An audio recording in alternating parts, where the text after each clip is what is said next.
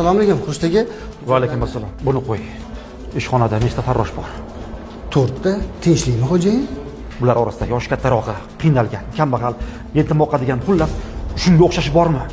Farida xola aytyapsiz. Ha, o'zi qayerda? Tepa qavatda yig'ishtirayotgandilar. Xurshid aka,